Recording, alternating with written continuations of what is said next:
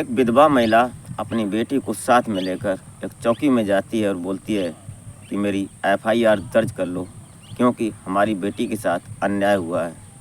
लेकिन जो चौकी इंचार्ज होते हैं वो बोलते हैं कि अभी नहीं, कुछ थम जाओ।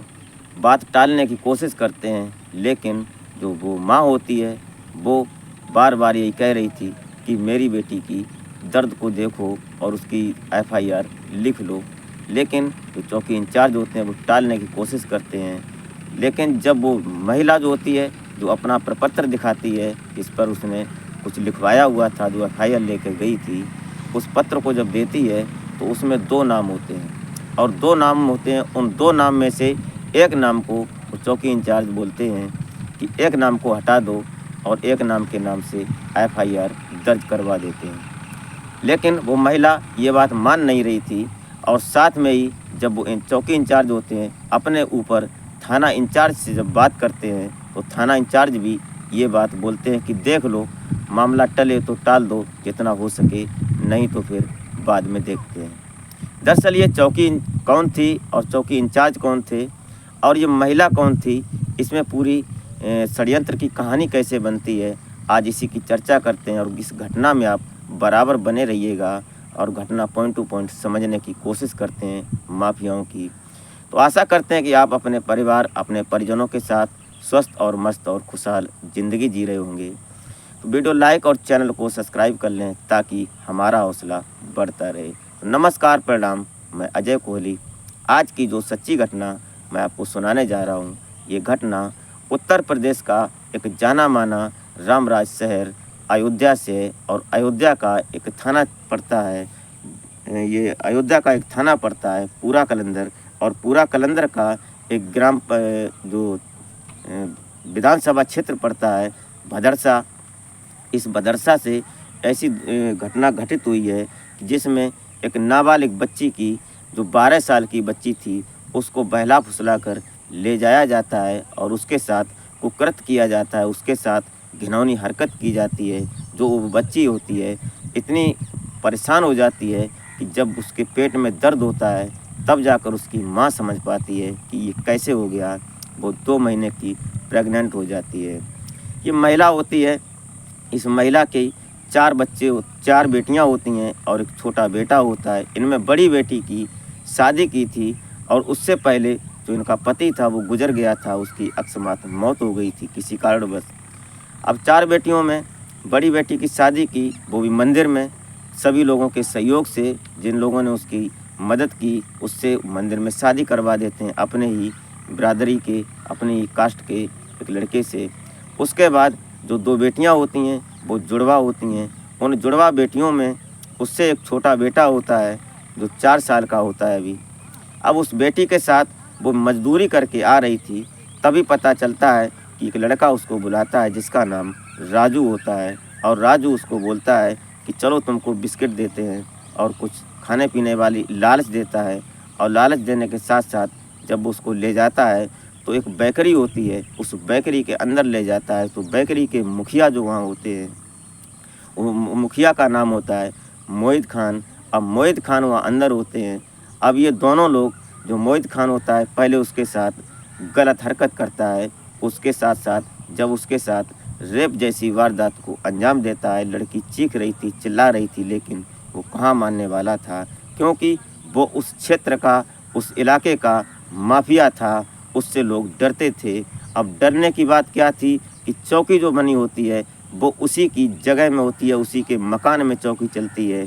तो वहाँ का वो डॉन था और आज से नहीं, 2012 से उसने ऐसा जलजला दिखा रखा था। और उससे पहले लगभग 20 साल पहले उसने शुरुआत की एक कांग्रेस से, और कांग्रेस की पार्टी में जब वहाँ उसके साथ में बैठता था, पार्टी में कुछ लोगों के साथ, तो वहाँ पर ये बताता था कि मैं कांग्रेस का नेता हूँ, चौड़ा होकर बोलता था। धीरे धीरे कहानी आगे बढ़ती रही, वक्त का पहिया चलता रहा।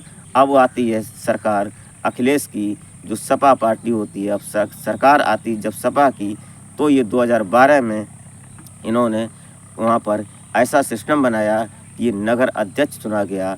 फिर धीरे धीरे कहानी आगे बढ़ती जाती है। अब इस समय वहाँ के नवनिर्वाचित जो सांसद होते हैं अब देशपासी, उनका इनके ऊपर बहुत बड़ा हाथ होता है। उसके बीच में कई एक नेता होते हैं जो सपा के धुरंधर नेता होते हैं, उनका हाथ इस मोइन खान के ऊपर होता है। मोइन खान डरने वाला क्यों होता है? क्योंकि उसके पास इतनी पावर थी, सरकार किसी की भी हो, उससे कोई फ़र्क नहीं पड़ता, चाहे डीएम आए या एसपी आए या कोई भी उच्च अधिकारी आए, उससे सलाम ठोकने की बात करते हैं, उससे डरने की तो डरते हैं सभी। धीरे धीरे ये सिस्टम चल रहा था। अचानक जब उस लड़की के पेट में दर्द हो रहा था, दर्द होते होते और जो अपनी बहनों को बोलती है, तो बहनें माँ को जब बोलती हैं, तो जब माँ की नज़र में ये बात पहुँचती है कि बेटी के पेट में दर्द क्यों हो रहा है, क्या कारण है, जब बेटी माँ के पेट को देखती है तो अंदाज़ा लगा लेती है कि शायद इसके पेट में कुछ गड़बड़ है या पेट फूल गया है अपच के कारण, या कुछ भी हो सकता है। बहरहाल इसका पेट इसके हिसाब से आकार में बड़ा हो रहा है। ये सोचकर वो तुरंत आनन फानन एक नज़दीकी हॉस्पिटल में ले जाती है। वहाँ जब डॉक्टर देखते हैं, उसका जब अल्ट्रासाउंड करते हैं, चेकअप करते हैं, तो पता चलता है कि डॉक्टर भी शर्मा जाते हैं, झिझक जाते हैं कि ये खबर इसकी माँ को कैसे बताएं। लेकिन झिझकते हुए वो डॉक्टर उस माँ को बुलाते हैं और माँ से बोलते हैं कि माँ जी, एक बहुत गलत खबर है, अगर आप अपने कानों पर विश्वास कर पाएँ तो सुनाएं। धीरे धीरे डॉक्टर ने बात आगे बढ़ाई और आगे बढ़ाते बढ़ाते जब डॉक्टर ने बताया कि तुम्हारी बेटी 2 महीने की प्रेग्नेंट है, ये जैसे ही माँ सुनती है तो माँ के पैरों तले ज़मीन धसक जाती है और काटो तो खून नहीं निकलता है। ऐसी माँ की स्थिति को देखकर माँ कांपने लगती है शरीर से और धीरे से चलकर कैसे भी हिम्मत करके और बेटी के पास पहुँचती है और बेटी के सिर पर हाथ रखकर बोलती है, दुलारती है, पुचकारती है और बोलती है, बेटी तुम्हारे साथ ये कैसे हो गया, क्यों, क्या बात हुई, ये बात तुमने मुझे अब तक क्यों नहीं बताई। तो बेटी भी फपकारे मारकर रोने लगती है और बोलती है कि माँ, ये 2-2.5 महीने पहले की बात है कि राजू हमको बुला कर ले गया था। जब हम मजदूरी करके आ रहे थे, तब ये हमको बुला कर ले गया और इसने हमारे साथ ऐसा किया। और मोइन खान उसके साथ नाजायज़ संबंध बना रहा था और राजू खड़ा होकर वहाँ वीडियो बना रहा था, क्योंकि इस वीडियो के माध्यम से उसने उस लड़की को ब्लैकमेल करना शुरू किया और आए दिन उस लड़की के साथ बलात्कार जैसी घटना को अंजाम देने लगे ये दोनों लोग। हर दिन यही चलने लगा। इस जो मोइन खान होता है, इसकी काली साम्राज्य बहुत समय से शुरुआत हुई और धीरे धीरे चलकर इतना बड़ा साम्राज्य बना लिया इसने कि जो ये भदरसा होता है, भदरसा क्षेत्र के अंतर्गत जितना भी मौजा पड़ता था, जो गांव पड़ते थे, वहाँ पर यही निर्णय लेता था कि इसकी कॉलोनी में कौन रहेगा और हिंदू कब त्यौहार मनाएंगे या नहीं मनाएंगे। जो भी होना हो, किसी से किसी का लड़ाई झगड़ा हो जाए तो पंचायत और फैसला मोइन खान ही करता था। और उसके बाद अगर कोई है तो अगर नहीं मान रहा है कोई, तो उसको थाने में ले जाते हैं और थाने में उसी की बात है, उससे मोटा पैसा वसूला जाता है। अगर किसी ने ज़मीन खरीद कर छोड़ दी और वो कहीं बाहर काम करने लगा और उसके पास ज़मीन में मकान बनाने की अभी गुंजाइश नहीं है, अगर महीने 2 महीने नहीं आया तो वो ज़मीन उसने हड़प ली। उसने मौके की तलाश की और 2012 के बाद जब ये नगर अध्यक्ष बना तो इसने फिर अपना इतना जलजला दिखाया कि जो सरकारी ज़मीनें होती हैं, उन ज़मीनों पर इसने कब्जा करना शुरू कर दिया। जैसे कि शमशान घाट हो गया, शमशान या और जो अन्य जगह गवर्नमेंट की होती हैं, जैसे जीएस में आने वाली कोई भी जगह, उन जगहों को इसने कब्जे में लेना शुरू कर दिया। और धीरे धीरे इसने इतना बड़ा भूमाफिया बन गया कि लोग इससे त्राहिमाम करने लगे, इससे लोग डरने लगे। लेकिन लोग बोलते हैं कि फैसला वही करेंगे। एक राजा वाला इसने काम किया, जो राजा करते थे पहले कभी, ऐसा ही इसने शुरू कर दिया। लेकिन धीरे धीरे ये नज़र चढ़ती गई और चढ़ती गई। जब कहते हैं कि पाप का घड़ा जब भर जाता है, बताने वाले तो सूत्रों के मुताबिक पता चलता है कि इसने एक लड़की के साथ किया, इसने ऐसी कई लड़कियों के साथ ये गंदी हरकतें की और गंदे काम किए, जिससे कि कहने में भी शर्म आती है। और जो लोग वहाँ पर बता रहे थे, तो जो मीडिया कर्मी पहुँचे, वो भी सुनने में शर्मा रहे थे, क्योंकि इतना भयानक, इतना डेंजर इसके काले कारनामे थे। इस पर ये चर्चा जब होती है कि लगभग 30 घंटे उस माँ को घुमाया जाता है, उसकी एफआईआर दर्ज नहीं होती है, तब जाकर वो जो उसमें से एक मिल्कापुर क्षेत्र पड़ता है, मिल्कापुर के विधायक होते अमित सिंह, इन्होंने एक सराहनीय काम किया। जो भाजपा से होते हैं, इन्होंने मुख्यमंत्री योगी आदित्यनाथ जी से फ़ोन पर संपर्क किया और उनसे पूछा कि ये परिवार आपसे मिलना चाहता है। तो उन्होंने 2 तारीख का वक्त निकाला और 2 तारीख में 2 अगस्त 2024 को जब मुलाकात होती है पूरे परिवार के साथ, माननीय योगी आदित्यनाथ जी के साथ में, जब परिवार की जो योगी जी सुन रहे हैं पूरी बात, तब जाकर उनका क्रोध जागृत हो गया। और इतना जागृत हुआ तो यहाँ पर पता चलता है कि बाबा हैं तो सब मुमकिन है, यहाँ गुंडागर्दी नहीं चलेगी। और उन्होंने तुरंत एक्शन लिया। अब एक्शन तब लिया जो थाना इंचार्ज होते हैं और जो चौकी इंचार्ज होते हैं, इन्हें तुरंत सस्पेंड कर दिया, उन्हें वहाँ से बर्खास्त कर दिया। उस चौकी को वहाँ से ट्रांसफ़र कर दिया गया, हटा दिया गया। जिस चौकी में जिसके मोइन खान के मकान में जो चौकी चल रही थी, उस चौकी को भी वहाँ से निरस्त कर दिया गया।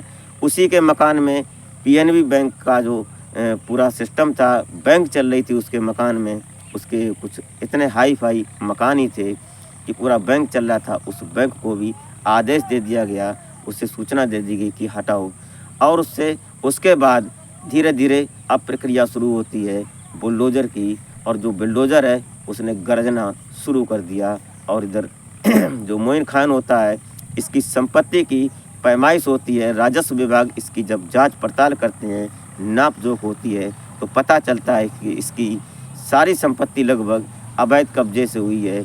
इसने कोई किसी से भी कोई संपत्ति खरीदी नहीं। और उसके बाद सारी संपत्तियों पर कई एक जगह इसके चाचा और जो इसके खास रिश्तेदार होते हैं, वो ये कब्जा करता है और उनको दान में दे देता है, उन्हें अपने साथ में मिला लेता है। कई एक फैक्ट्री, बेकरी, कई एक मॉल्स, ये सब सिस्टम इसका था, क्योंकि ये बड़ा आदमी हो गया था वहाँ का। धीरे धीरे उन पर अब कार्रवाई शुरू हो रही है और बुलडोज़र गरज रहा है। अब सामने बात आती है कि इनकी जो मैडम होती है मोइन खान की, वहाँ के लोग बताते हैं कि इसकी एक मैडम नहीं है, इसकी कई एक मैडम हैं, इसकी कई एक पत्नियाँ हैं। इस पर किस पर पता किया जाए, किसकी बात मानी जाए। जो एक मैडम जो इसकी पत्नी बोल रही है कि ये सरासर गलत है, राजू को पता है, राजू चिल्ला कर बोल रहा है कि मोइन खान ने ये रेप जैसा काम नहीं किया है। लेकिन राजू अपने मुंह से बोल रहा है और मोइन खान के ऊपर ये तड़प रहे हैं और योगी सरकार है, इसलिए इनके ऊपर ये सब हो रहा है। क्योंकि बता रहे हैं कि मार्का लगा हुआ है सपा का, समाजवादी पार्टी का। यहाँ पर इस और सामने ये बात आई कि अभी तक अखिलेश जी ने कोई इस पर निशाना नहीं साधा, कोई प्रक्रिया नहीं की। एक प्रक्रिया की जो एक्स हैंडल पर इन्होंने ट्वीट किया, और ट्वीट में सिर्फ यही लिखा कि डीएनए टेस्ट होना चाहिए उस लड़की का और उस मोइन खान का, और डीएनए के साथ साथ इसका नार्को टेस्ट होना चाहिए। अब नार्को टेस्ट की बात और डीएनए की बात करी जाए तो देख लो, क्योंकि इसकी 2012 से इतनी प्रणाली बरकरार रही, इतनी धुआंधार रही कि इसने जिसको चाहा उसको अपने कब्जे में कर लिया। सरकार चाहे किसी की आई और किसी, इसके ऊपर कई एक मुकदमे हैं जो शायद अभी माननीय मुख्यमंत्री योगी आदित्यनाथ जी ने संसद में इस बात को चीख कर बताया कि ये कितना बड़ा माफिया है। ऐसे माफिया कई एक हुए, अंसारी जैसे, और कई एक माफिया रहे, चाहे दुबे हों कोई सही, लेकिन बात साफ है और सख्त उसूल है। नियम से रहोगे तो कायदे में रहोगे तो फ़ायदे में रहोगे, और नहीं तो उत्तर प्रदेश छोड़कर चले जाओ। ये बाबा का कहना है। बाबा है तो मुमकिन है, बाबा है तो भौकाल है, सिर्फ इस बात का क्योंकि झूठ और गलत का साथ नहीं। इनको कहते हैं उत्तर प्रदेश के मुख्यमंत्री योगी आदित्यनाथ जी। तो दोस्तों, इस घटनाक्रम को सुनाने का उद्देश्य आपको हैरान या परेशान करना नहीं होता है, नहीं आपकी भावनाओं को आहत करना होता है।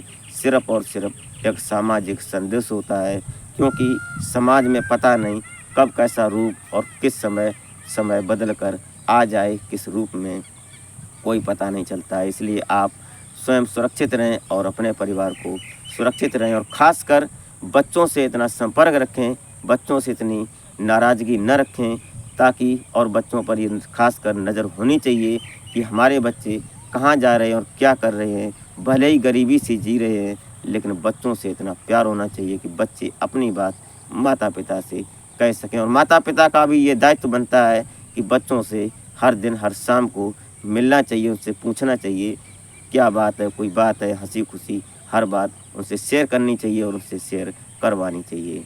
तो दोस्तों, मिलते हैं फिर नेक्स्ट वीडियो में, तब तक के लिए नमस्कार।